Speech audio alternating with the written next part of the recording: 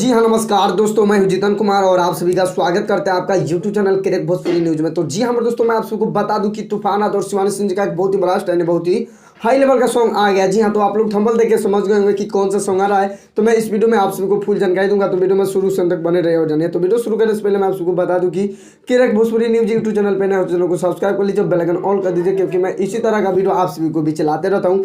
तो चलिए मैं वीडियो को स्टार्ट करता हूँ। तो जी हाँ मेरे दोस्तों, मैं आप सबको बता दूं कि तूफान और शिवानी सिंह जी का एक बहुत ही बड़ा स्टाइल, बहुत ही हाई लेवल का सॉन्ग आ गया। इस सॉन्ग का टाइटल है सेजिया के माजा। जी हाँ मेरे दोस्तों, सेजिया के माजा इस सॉन्ग का टाइटल है, जो कि वारंगल शिवानी और तूफान जी मिलकर इस सॉन्ग को गाए हुए हैं।